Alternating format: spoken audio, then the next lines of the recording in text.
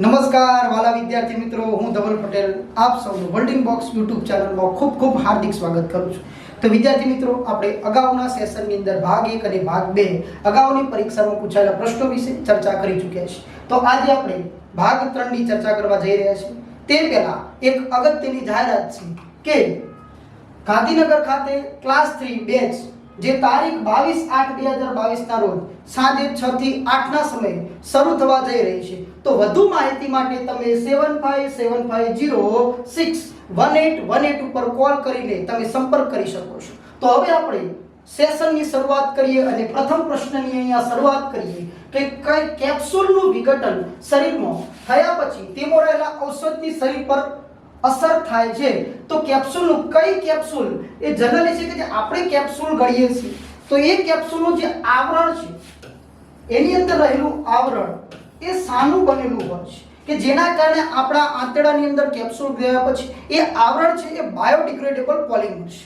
તો કયો મિત્રો, બાયોડિગ્રેડેબલ મતલબ જૈવિક વિઘટીય પોલિમર છે, એ અવિઘટીય પોલિમર નથી. તો એની અંદર કયું કવર જોવા મળે છે?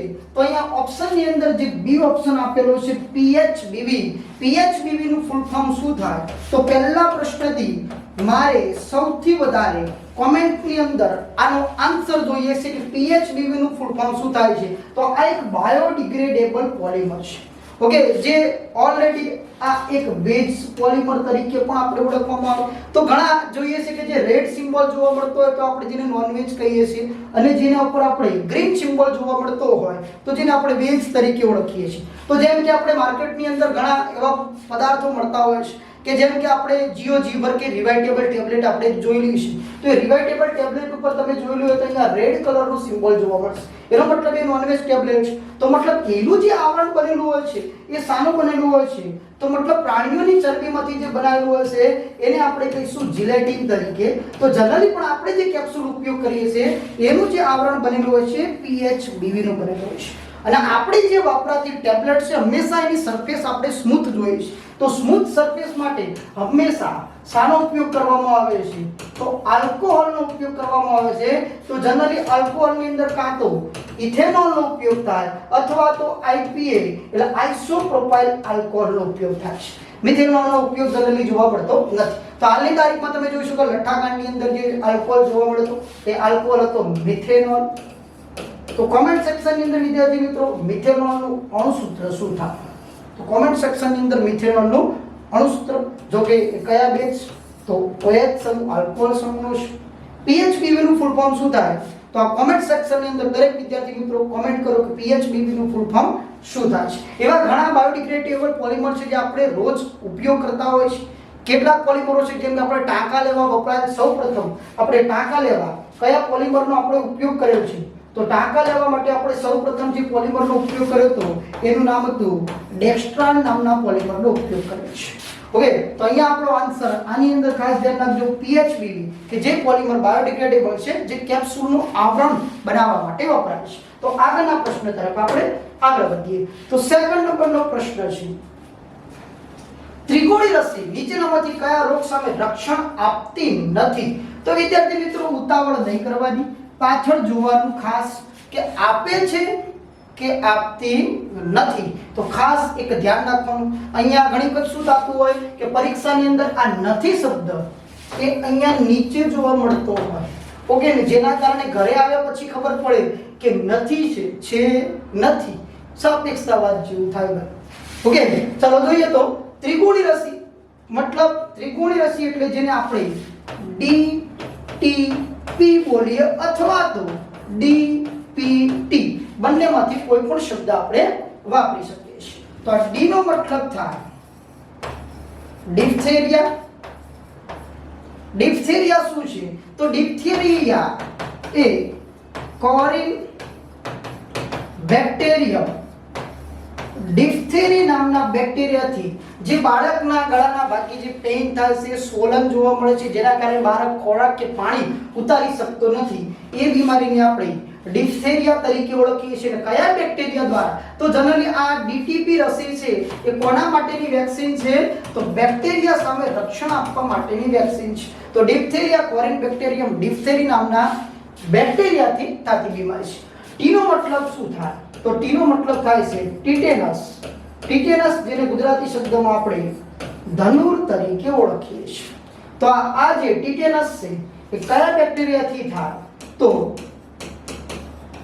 ક્લોસ્ટ્રીડિયમ ટીટેરી નામના બેક્ટેરિયાથી, જે ટીટેનસ નામની જે બીમારી છે, એટલા માટે જે આપણને પણ કોઈ ઘા વાગે છે એટલે ડોક્ટર આપણને જે ઇન્જેક્શન આપે છે એને આપણે ટીટી ઇન્જેક્શન તરીકે ઓળખીએ છીએ. ટીટી નો મતલબ થાય ટીટેનસ ટોક્સોઇડ, મતલબ ટીટેનસ બેક્ટેરિયા માટેનું ટોક્સાઇડ એટલે એના માટેનું ઝેર છે. ટીટેનસ એ સ્નાયુમાં લાગુ પડતી બીમારી છે. તો આ ટીટેનસ બેક્ટેરિયા જનરલી છે એ ક્યાં લાગુ પડે છે? તો સ્નાયુની અંદર લાગુ પડે છે. એ પછીની જે છે P for pertussis. pertussis નો મતલબ ઓકે તો હિમોકિલસ.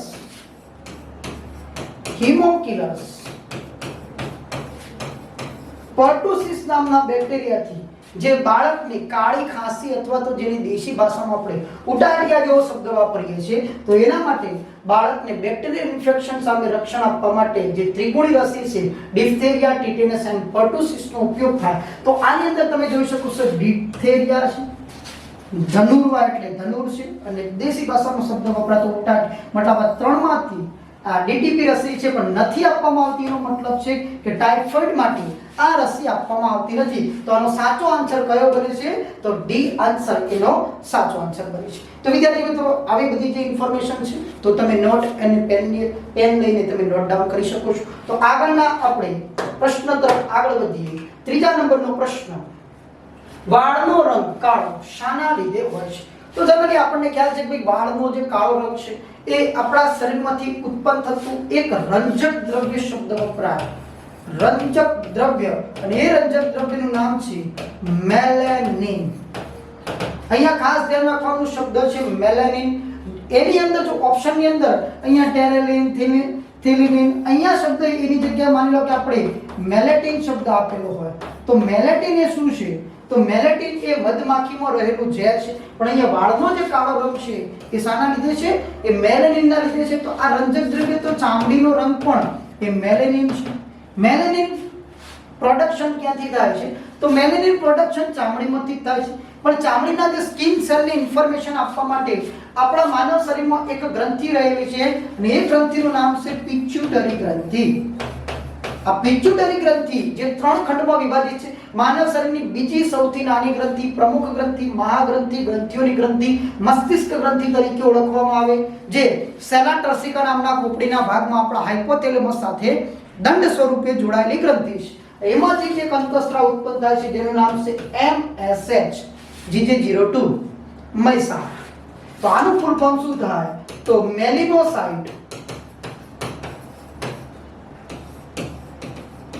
Stimulating hormones. Melanocyte stimulating hormones. તો આ સ્ટિમ્યુલેટ કરે છે. સ્ટિમ્યુલન્ટ નો મતલબ ઉત્તેજવું અથવા તો પ્રેરવું, કે જે આપણા સ્કિન સેલમાંથી મેલેનિન પ્રોડક્શન માટે પ્રેરે છે. તો કોના દ્વારા થાય છે? તો પિચ્યુટરી ગ્રંથિના મધ્ય પિચ્યુટરી ખંડનો જે અંતઃસ્ત્રાવ છે મેલિનોસાઇટ સ્ટિમ્યુલેટિંગ હોર્મોન્સ. તો વાળનો કાળો રંગ આ એક સિમ્પલ ક્વેશ્ચન હતું, પણ ધ્યાન રાખવાનું કે એની જગ્યાએ મેલેનિન છે કે મેલેટિન છે, તો ઓપ્શન આવશે મેલેનિન. ચાલો આગળના પ્રશ્ન તરફ આગળ વધીએ. તો 4 નંબરનો પ્રશ્ન, કોલેરા રિસર્ચ સેન્ટર ક્યાં આવેલું છે? તો કોલેરા રિસર્ચ સેન્ટર એ કલકત્તા આવેલું છે. હવે આ કોલેરા અત્યારે હાલની તારીખની અંદર ટાઇફોઇડ, કોલેરા જેવી બીમારીઓ કેમ કે ભાઈ, તો કોલેરા એ કોના દ્વારા થતી બીમારી છે? તો કોલેરા છે એ દૂષિત પાણી દ્વારા થતી બીમારી છે. તો દૂષિત પાણી દ્વારા આનો ફેલાવો ચોમાસાની ઋતુમાં સૌથી વધારે જોવા મળે છે. તો કોલેરા કયા બેક્ટેરિયાથી થતી બીમારી છે? તો કોલેરા એ વિબ્રિયો કોલેરી નામના બેક્ટેરિયાથી જે બીમારી જોવા મળે છે એ કોલેરા બીમારી વિબ્રિયો કોલેરી નામના બેક્ટેરિયાથી થતી બીમારી છે. કોલેરા એ આપણા પાચન તંત્રની બીમારી છે. તો કોલેરા કયા તંત્ર પર લાગુ પડતી બીમારી છે? તો પાચન તંત્રની બીમારી છે. તો આગળના પ્રશ્ન તરફ આગળ વધીએ. 5 નંબરનો પ્રશ્ન, ઓક્ટોપસને કેટલા હાડકા હોય છે? તો ઓક્ટોપસ પહેલી વસ્તુ છે ઓક્ટોપસ એ જીવ સૃષ્ટિના કયા વર્ગનું પ્રાણી છે એ ખ્યાલ હોય તો જ ખબર પડે. જનરલી તમારા મગજમાં જવાબ તો શૂન્ય હશે ને, જવાબ સાચો છે. તો ઓક્ટોપસ શું છે? તો ઓક્ટોપસ એક અમેરુદંડી સૃષ્ટિ એટલે અમેરુદંડી સમુદાય. સૃષ્ટિ તો જો કે પ્રાણી સૃષ્ટિ છે. પ્રાણી સૃષ્ટિના બે સમુદાયની અંદર અમેરુદંડી અને મેરુદંડી. અમેરુદંડી સમુદાયની અંદરનો એક વર્ગ છે જેની કાયા મૃદુ છે, એટલા માટે એને આપણે મૃદુકાય તરીકે ઓળખીએ છીએ. કયો વર્ગ છે? તો મૃદુકાય. આ મૃદુકાય વર્ગના જે પ્રાણીઓ હોય છે એ કયા કયા છે? તો ઓક્ટોપસ, કાયટોન, પાયલા, ગોકળગાય. તો આ ગોકળગાય છે એસટીઆઈ ની પરીક્ષામાં પૂછાઈ ચૂકેલો પ્રશ્ન છે. તો કયા વર્ગનું પ્રાણી છે? તો મૃદુકાય વર્ગનું છે. ઓક્ટોપસ, કાયટોન, પાયલા, ગોકળગાય. જેમની શરીર મૃદુ જેવું જોવા મળતું હોય, મૃદુકાય એટલે શરીર છે, એટલા માટે એ કયા વર્ગના છે? તો મૃદુકાય. પણ છે કયા? તો અમેરુદંડી, કે જેની અંદર કોઈ પણ પ્રકારના હાડકા જોવા મળતા નથી.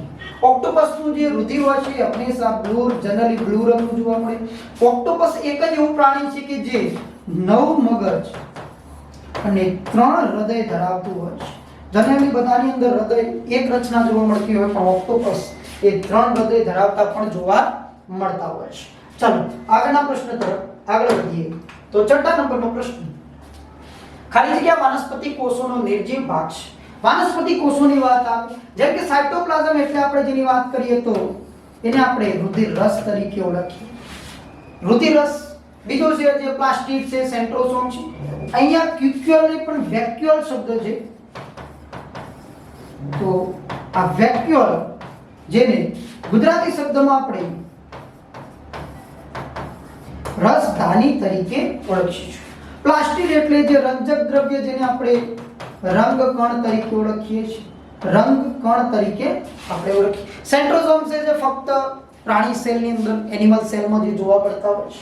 તો આ રસધાની છે એ વનસ્પતિ કોષની અંદર જોવા મળે છે, કે જે વનસ્પતિ કોષનો 90% હિસ્સો ધરાવે છે, પણ એ કેવા સ્વરૂપે હોય છે? તો નિર્જીવ સ્વરૂપે જોવા મળે છે. તો ક્યારેક અહીંયા જે શબ્દોનો મેં ઉપયોગ કર્યો છે એ તમામ શબ્દો એ ઇંગ્લિશ વર્ડ છે મિત્રો. તો ઘણી વખત પરીક્ષાની અંદર ઇંગ્લિશ વર્ડ જોવા મળતા હોય છે. તો આની અંદર ખાસ ધ્યાન રાખવાનું, જેમ કે ભાઈ એક પ્રશ્ન ડિવાઇસોમાં આ રીતના પૂછાઈ ચૂકેલો હતો કે નીચેનામાંથી કઈ અંગિકા પોતાના ડીએનએ અને રિબોઝોમ્સ ધરાવે છે? તો એકમાત્ર અંગિકા છે જે આપણે કોષની અર્ધસ્વાયત્ત અંગિકા કહીએ, અથવા તો કે જેને આપણે કોષનું પાવર હાઉસ કહીએ. પણ આનો શબ્દ ઇંગ્લિશની અંદર મિટોકોન્ડ્રિયા આ લખીને પૂછાય તો મિટોકોન્ડ્રિયા. આ ડીવાયસોના પેપરની અંદર પૂછાયેલો પ્રશ્ન છે. તો મિટોકોન્ડ્રિયાનો મતલબ ગુજરાતી શબ્દમાં થાય કણાભસૂત્ર. ગુજરાતીની અંદર કણાભસૂત્ર. તો હવે ઘણી વખત આપણે આરટીઆઈ કરવાની વિચારીએ કે આ પ્રશ્ન માટે આપણે આરટીઆઈ કરી, કારણ કે અહીંયા તમામ વર્ડ્સ જે ઇંગ્લિશની અંદર જોવા મળતા હોય. તો ધોરણ 9 અથવા 10 ની બુક તમે જોવો છો તો કણાભસૂત્રના બ્રેકેટની અંદર મિટોકોન્ડ્રિયા બાજુમાં લખીને જોવા મળે છે. ગવર્નમેન્ટ તો આપે છે પણ આપણે ધ્યાનથી વાંચતા નથી, એટલા માટે ઘણા જે ઇંગ્લિશ વર્ડ આપણને ખ્યાલ હોતા નથી. તો અહીંયા રસધાનીને બીજું વેક્યુઅલ તરીકે ઓળખવામાં આવે. તો નિર્જીવ ભાગ કોનો છે? વનસ્પતિ કોષોનો જોવા મળે છે. આગળની સ્લાઇડ તરફ આગળ વધીએ. 7મા નંબરનો પ્રશ્ન છે, રુધિર જૂથના શોધક કોણ હતા? તો રુધિર જૂથના શોધક જનરલી આપણને ખ્યાલ છે ભાઈ કાર્લ લેન્ડસ્ટીનર. આ કાર્લ લેન્ડસ્ટીનર જેને સૌપ્રથમ રુધિર જૂથનું જે એબીઓ જૂથની શોધ કરી હતી, અને આ એબીઓ જૂથ આધારિત આપણે બ્લડ ગ્રુપના જે 4 પ્રકાર જોઈ શકીએ છીએ. કોઈ વ્યક્તિને બ્લડ ગ્રુપની અંદર જો ડાઉટ હોય તો ઓલરેડી બિલ્ડિંગ બોક્સ YouTube ચેનલની અંદર મારો વિડિયો અવેલેબલ છે. સંપૂર્ણપણે તમને બ્લડ ગ્રુપની ઇન્ફોર્મેશન એની અંદરથી જોવા મળશે.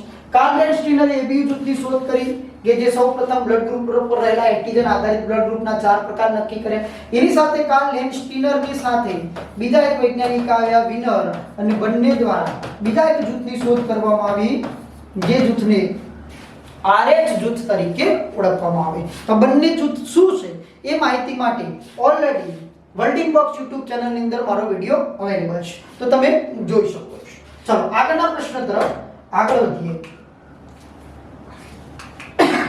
8મા નંબરનો પ્રશ્ન, હડકવા અંગેની રસી કોણે શોધી હતી? તો જનરલી આગળ મને સાયન્ટિસ્ટ વધારે ઈચ્છા થઈ ચૂકી, તો સાયન્ટિસ્ટો પણ પરીક્ષાની અંદર ક્યાંક ના ક્યાંક જોવા મળે છે. હડપ્પા અંગેની રસીની શોધ કોને કરી હતી? તો આ જે એક વૈજ્ઞાનિક છે, ખૂબ જ અગત્યના વૈજ્ઞાનિક છે. રોન્જન છે, લુઈ પાસ્ચર, એડવર્ડ જેનર અને હેરી બ્રેલી. તો અહીંયા ઓપ્શન બી જે હડપ્પાની રસીના શોધક હતા લુઈ પાસ્ચર. આ લુઈ પાસ્ચરે સૌપ્રથમ જેને આપણે લુઈ પાસ્ચરને સૂક્ષ્મજીવ વિજ્ઞાનના આધુનિક પિતા મોડર્ન ફાધર તરીકે કોને ઓળખવામાં આવે છે? તો લુઈ પાસ્ચરને સૂક્ષ્મજીવ વિજ્ઞાનના આધુનિક પિતા તરીકે ઓળખવામાં આવે છે કે જેમને શોધી હતી હડકવાની રસી. તો હડકવા શાનાથી થાય છે? તો હડકવા રેબીઝ અથવા તો રેબડો વાયરસ. આગળના વિડિયોની અંદર પણ કીધું હતું ભાઈ, આ ફેમિલી વાયરસ છે અને ફેમિલી વાયરસની એક પ્રજાતિનો જે વાયરસ છે રેબીઝ વાયરસ. તો હડકવા રસીનું નામ શું છે? તો રેબીઝ રસી તરીકે ઓળખવામાં આવે છે. હડકવા થવા માટેની આપણે આગળ પણ ચર્ચા કરી ચૂક્યા. હાઇડ્રોફોબિયા જેવી બીમારીના લીધે હડકવા જેવી બીમારીઓ જોવા મળે છે. ચાલો, તો હડકવા વાયરસથી થતી બીમારી છે. તો ઘણાના મગજમાં થાય કૂતરું કરડવાથી, તો કૂતરાને કઈ રીતે લાગુ પડે? તો જનરલી વાયરસનું નામ છે રેબીઝ અથવા તો રેબડો વાયરસના લીધે હડકવા લાગુ પડે છે. ચાલો, આગળના પ્રશ્ન તરફ આગળ વધીએ. 9મા નંબરનો પ્રશ્ન, સૂર્ય તથા તારાઓમાં સતત ઉત્પન્ન થતી ઊર્જા કઈ પ્રક્રિયા દ્વારા મળે છે? તો અહીંયા તમે જુઓ ન્યુક્લિયર બાષ્પીભવન, ન્યુક્લિયર ઉર્ધ્વપાતન, ન્યુક્લિયર સંલયન, ન્યુક્લિયર વિખંડન. વિખંડન પ્રક્રિયાઓ ક્યારે પણ તારાઓના કેન્દ્રની અંદર જોવા મળતી નથી. નહીતર શું થાય? કેન્દ્ર જે છે એ બ્લાસ્ટ થઈ જાય. એનો મતલબ છે કે હંમેશા તારાઓના કેન્દ્રમાં સંલયન, જેને ઇંગ્લિશ શબ્દની અંદર વિખંડનને જેને આપણે ફ્યુઝન શબ્દ કહીશું અને સંલયનને આપણે ફ્યુઝન શબ્દ તરીકે ઓળખીએ. તો તારાઓના કેન્દ્ર હંમેશા સૂર્ય હોય કે કોઈ પણ તારો હોય એના કેન્દ્રમાં ચાલતી પ્રક્રિયાને તાપ ન્યુક્લિયસ સંલયન પ્રક્રિયા તરીકે ઓળખીએ છીએ. તો બાષ્પીભવન જેવી પ્રક્રિયાનો કોઈ સવાલ આવતો નથી. ઉર્ધ્વપાતન શું છે? તો ઉર્ધ્વપાતન છે એ ઘનનું વાયુમાં અને વાયુનું ઘનમાં રૂપાંતરિત થતી પ્રક્રિયાને આપણે ઉર્ધ્વપાતનની પ્રક્રિયા. પણ એવું તો દ્રવ્ય જો કે એની અંદર ઓલરેડી કોઈ પણ ગેસીસ જોવા મળતા હોય છે, કેમ કે સૂર્યની અંદર બે ગેસીસ છે, હાઇડ્રોજન અને હિલિયમ જોવા મળે છે. 71% છે જે 29% હિલિયમ છે. હાઇડ્રોજનનું સતત હિલિયમમાં રૂપાંતર થાય, મતલબ 1 + 1 = 2. તો મતલબ જોડાણની પ્રક્રિયાને આપણે હંમેશા શું કહીએ છીએ? સંલયનની પ્રક્રિયા તરીકે ઓળખીએ છીએ. સૂર્યના હંમેશા કોઈ પણ તારાના જે કેન્દ્રો હોય છે એની અંદર ખાસ ધ્યાન રાખજો મિત્રો, ઊંચા તાપમાન તેમજ ઊંચા દબાણ રહેલા હોય છે. ઊંચા તાપમાન અને ઊંચા દબાણ જોવા મળે છે. ઊંચા દબાણ જો હાજર ના હોય તો હાઇડ્રોજનનું હિલિયમમાં રૂપાંતર થતી પ્રક્રિયા એ જોવા મળતી નથી. તો મતલબ તાપમાન ઊંચા હોય છે, સાથે સાથે એની અંદર દબાણ પણ ઊંચા જોવા મળે છે. ચાલો, આગળના પ્રશ્ન તરફ આગળ વધીએ. 9મા નંબરનો પ્રશ્ન 10મા નંબરનો પ્રશ્ન, પૃથ્વી અને સૂર્ય વચ્ચેના સરેરાશ અંતરને ખાલી જગ્યા તરીકે ઓળખવામાં આવે છે. તો અહીંયા આપણે આની અંદર એક પ્રકાશ વર્ષ ઓપ્શન છે, પારસેક છે, એસ્ટ્રોનોમિકલ યુનિટ છે. ઓકે, અહીંયા એક કરીને મતલબ એક પણ નહીં, માની લો કે આમાંનો એક પણ નહીં ઓપ્શન આપણે આપી દઈએ. તો અહીંયા તમે જે એ ઓપ્શન છે તો જવાબ છે એક એસ્ટ્રોનોમિકલ. આના શબ્દ વપરાય છે એસ્ટ્રોનોમિકલ યુનિટ. એસ્ટ્રોનોમિકલ યુનિટ જેને આપણે શોર્ટ ફોર્મ ની અંદર AU તરીકે ઓળખવામાં આવે છે. તો પૃથ્વી અને સૂર્ય વચ્ચે માપવામાં આવતો એકમ છે એસ્ટ્રોનોમિકલ યુનિટ છે. પ્રકાશ છે એક વર્ષમાં કાપેલું જે અંતર છે એને આપણે પ્રકાશ વર્ષ કહીશું. ઓકે, તો અહીંયા આપણે પહેલા એક એસ્ટ્રોનોમિકલ યુનિટ બરાબર કેટલા કિલોમીટર થાય? તો 1 AU = 1.49 × 10⁸ કિલોમીટર. જેને આપણે બીજી ભાષાની અંદર જો લખીએ તો 149.6 મિલિયન કિલોમીટર. ત્રીજી ભાષામાં હજુ લખીએ 14 કરોડ અને 96 લાખ કિલોમીટર. મતલબ પૃથ્વી અને સૂર્ય વચ્ચેનું જે અંતર છે કેટલું અંતર છે? તો 14 કરોડ અને 96 લાખ કિલોમીટર જેટલું અંતર જોવા મળે છે. જે આપણા તુલસીદાસની જે હનુમાન ચાલીસાની 18મા નંબરની જે પંક્તિ છે એ 18મા નંબરની પંક્તિની અંદર પ્રૂફ કરેલું છે યુગ સહસ્ત્ર યોજન પર ભાનુ લિયો તાહી મધુર ફલજાનું જે પૃથ્વી વચ્ચેનું અંતર છે એક યુગ એટલે 12000 વર્ષ, યોજન એટલે 8 માઇલ, યુગ સહસ્ત્ર, સહસ્ત્ર એટલે 1000 અને 1 માઇલ એટલે 1.6 કિલોમીટર. આનો ગુણાકાર કરો એટલે 15 કરોડ અને 36 લાખ કિલોમીટર મળે છે કે જે તુલસીદાસે અહીંયા બેઠા બેઠા માપી ચૂકેલા છે. તો પૃથ્વી અને સૂર્ય વચ્ચેનું અંતર છે 14 કરોડ અને 96 લાખ, જેને આપણે કયા એકમ તરીકે ઓળખીએ છીએ? એસ્ટ્રોનોમિકલ યુનિટ તરીકે ઓળખીએ છીએ. તો આપણે બીજા એકમની સાથે સાથે ચર્ચા કરીએ.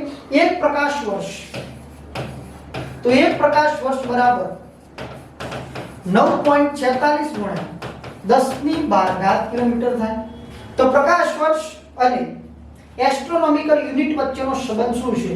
તો કોમેન્ટ બોક્સની અંદર કોમેન્ટ કરો ભાઈ કે એક પ્રકાશ વર્ષ બરાબર ખાલી જગ્યા એસ્ટ્રોનોમિકલ યુનિટ થાય.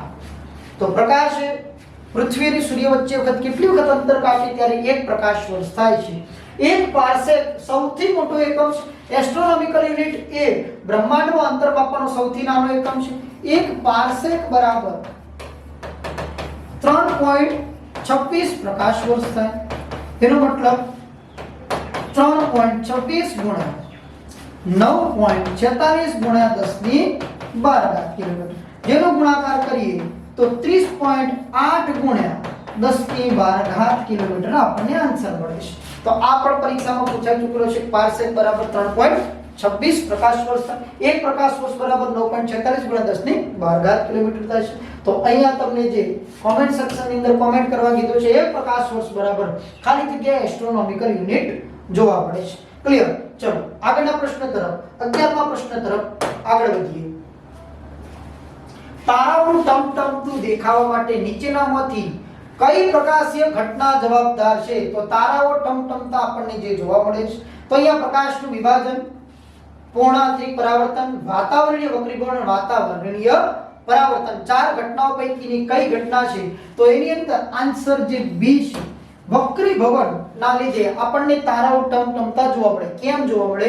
તો ચલો, તારા તો એક તો વસ્તુ છે કેવા સ્થાને છે? અનંત અંતરેથી. તો તારામાંથી જે નીકળતો પ્રકાશ છે જ્યારે પૃથ્વીના કોઈ વાતાવરણની અંદર એન્ટર થાય, એ પૃથ્વીના વાતાવરણની અંદર એન્ટર થાય.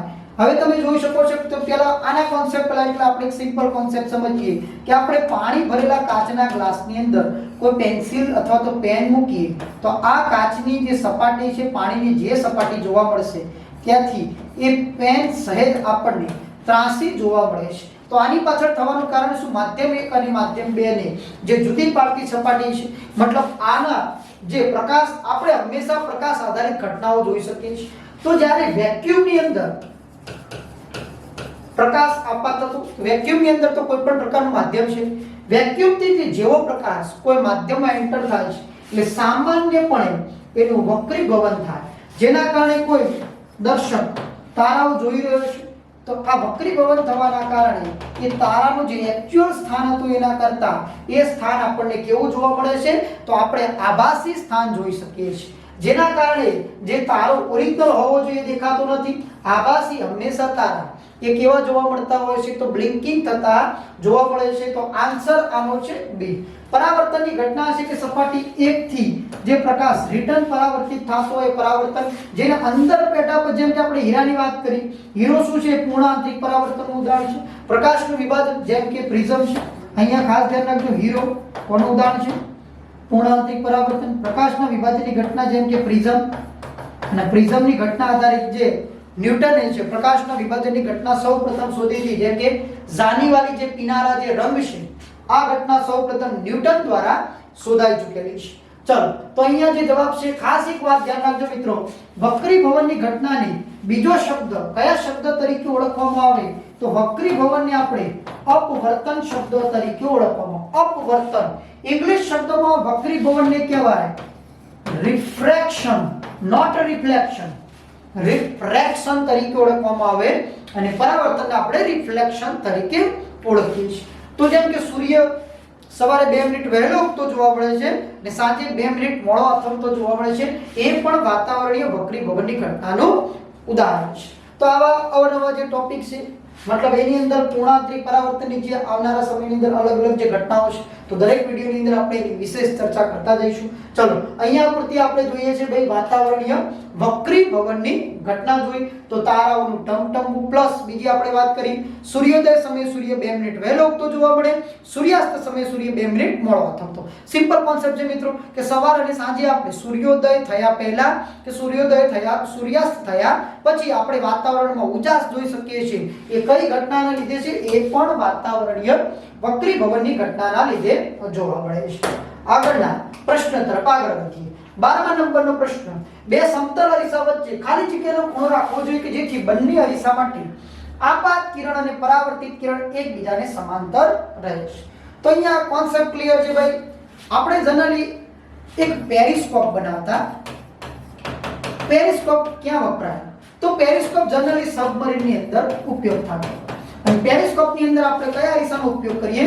તો એની અંદર આપણે સમતલ અરીસાનો ઉપયોગ કરીએ. તો આપણે પેરિસ્કોપની કંઈક આ રીતના રચના કરતા.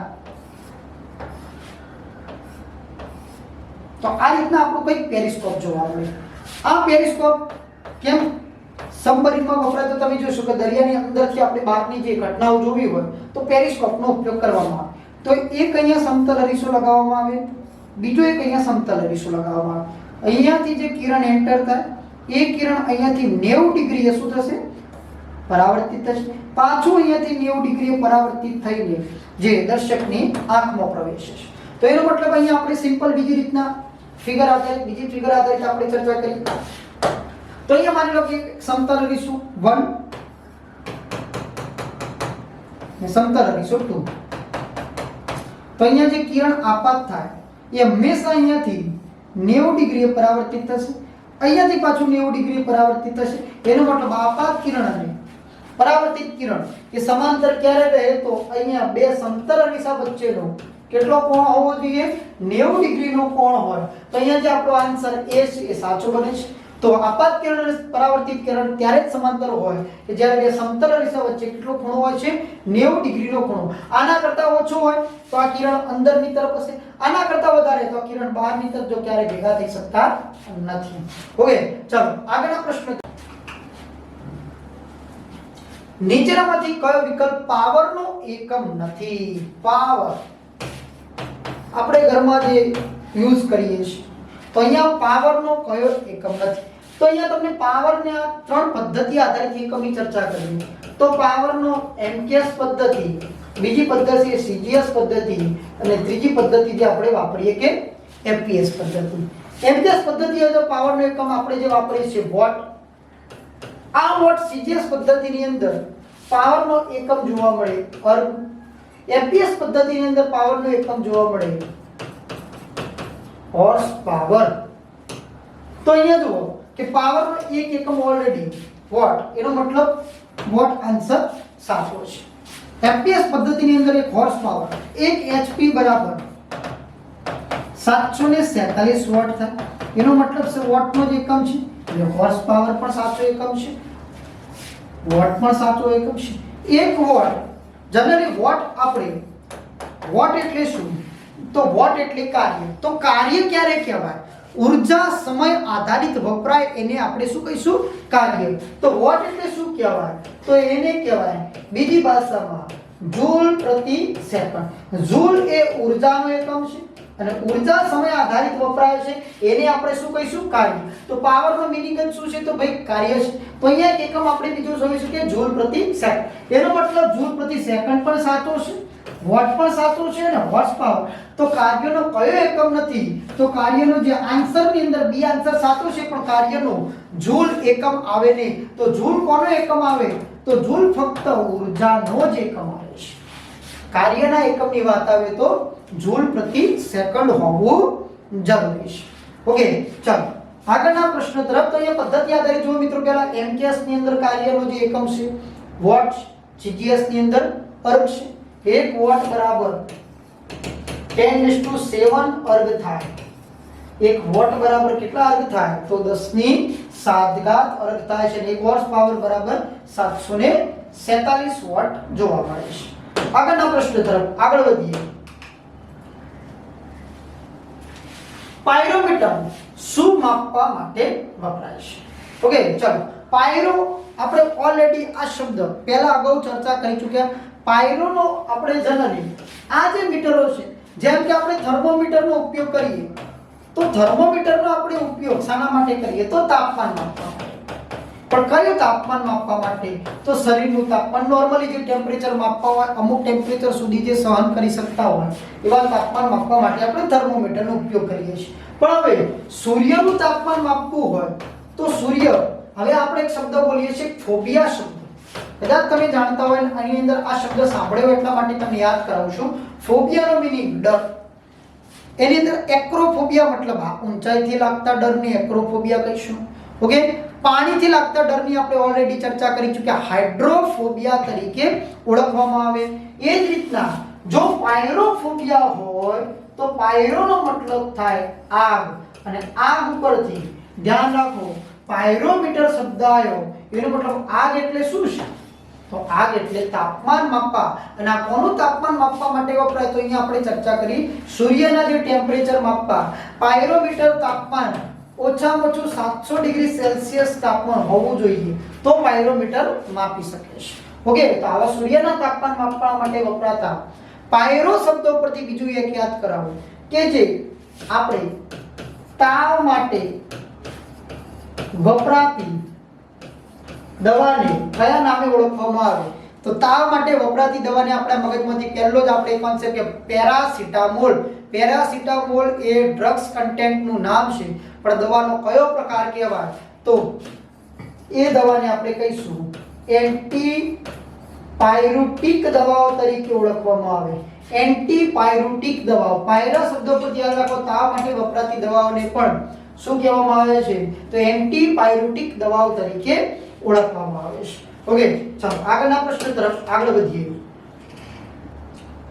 100 વોટના 10 બલ્બને 1 કલાક ચાલુ રાખતા ખાલી જગ્યા યુનિટ ઉર્જા વપરાશે. તો આ આપણા ઘરનો પ્રશ્ન થયો ભાઈ. લાઇટ બિલની અંદર કઈ રીતના આપણે યુનિટ કાઉન્ટ કરીએ? યુનિટ એટલે શું? તો અહીંયા આપણે યુનિટનો મતલબ શું થાય? તો મીટરની અંદર આપણે જોયું હોય તો કોઈ જગ્યાએ kWh લખેલું જોવા મળશે. kWh નો મતલબ kilo watt hour. Kilo watt hour એનો મતલબ વોટ કરા પણ કેવા હોવા જોઈએ? કિલોમાં હોવા જોઈએ. તો અહીંયા શું છે? 100 વોટના. કેટલા વોટના? તો 100 વોટના. તો એવા કેટલા બલ્બ છે? 10 બલ્બ. તો આપણે 100 વોટના 10 બલ્બ થયા એટલે ઘરની અંદર કેટલા વોટના 10 બલ્બ થયા? તો 1000 વોટના બલ્બ થયા. કેટલા કલાક ચાલુ રાખીએ? તો 1 કલાક ચાલુ. તો 1000 વોટના અહીંયા શબ્દ પાછળ જુઓ h છે, એનો મતલબ 1000 વોટ ગુણ્યા 1 હવર, એનો મતલબ શું થયું? તો 1000 kWh. એટલે આ kWh માં આપણે આ wh થયા. હવે આને આપણે કિલોમાં કન્વર્ટ કરવું હોય તો 1 kWh. એનો મતલબ શું થયો કે 100 વોટના 10 બલ્બને 1 કલાક ચાલુ રાખીએ, એનો મતલબ કેટલા યુનિટ વપરાય? તો ફક્ત 1 યુનિટ વપરાય છે. તો સિમ્પલ કોન્સેપ્ટ છે તમારે અહીંયા ખાસ ધ્યાન રાખવાનું. 1 યુનિટ બરાબર kWh. એક આના આધારિત આપણે શું ગણીશું? યુનિટ. કે તમે જે મીટરની અંદર જોઈ શકો કિલો વોટ અવર.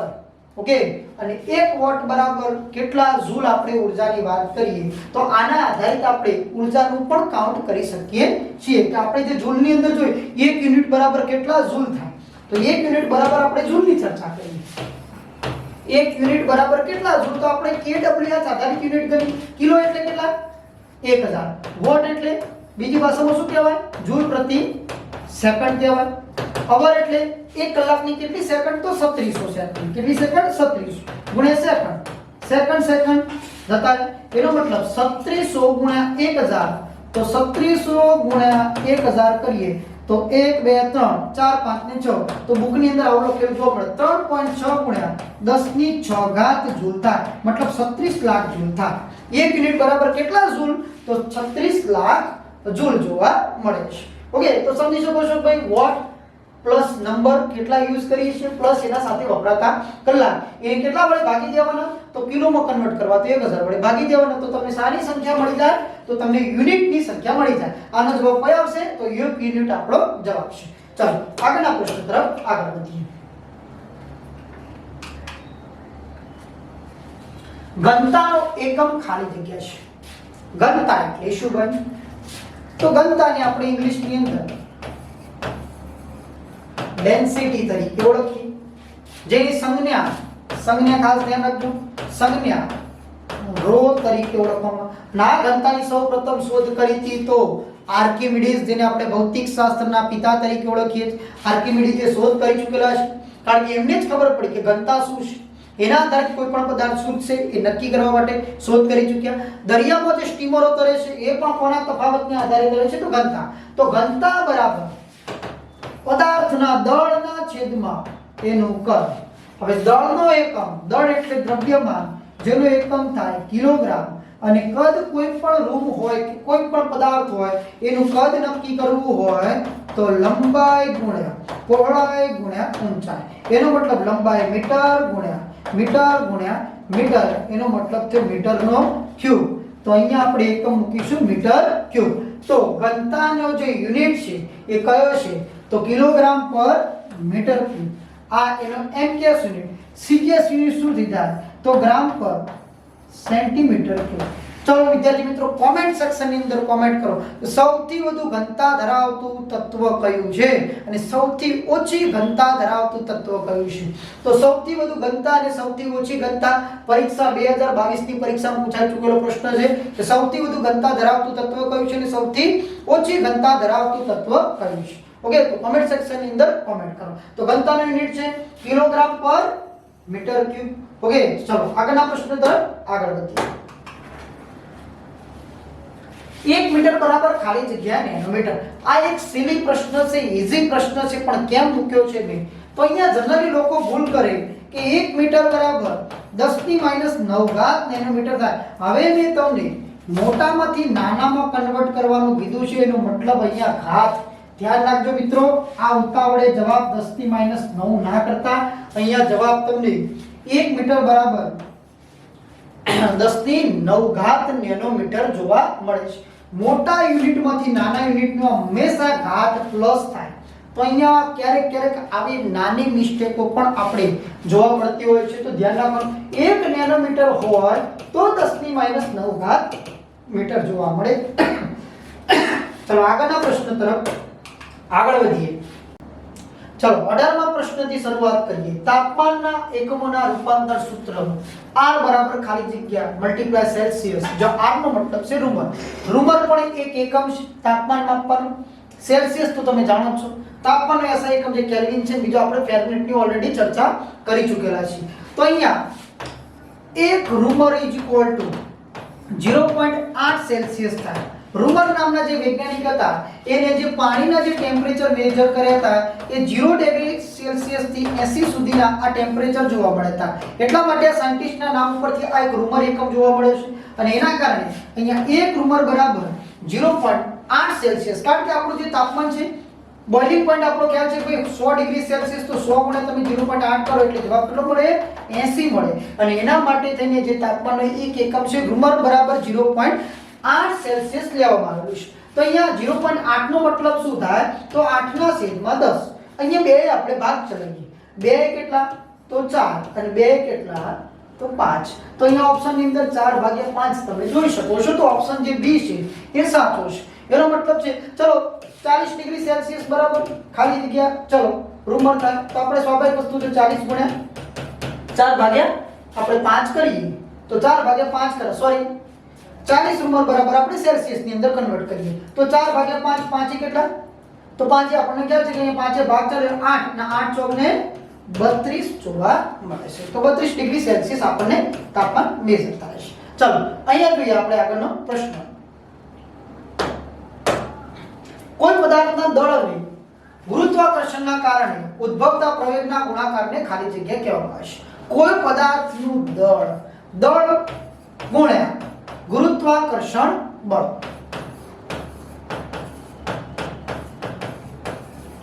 તો સમજવું પડે તો કોઈ પદાર્થનું દળ છે અને એના જે ગુણાકારને આપણે કયા નામે ઓળખીએ તો અહીં આપણે પહેલા બે સૂત્રોની ચર્ચા કરીએ.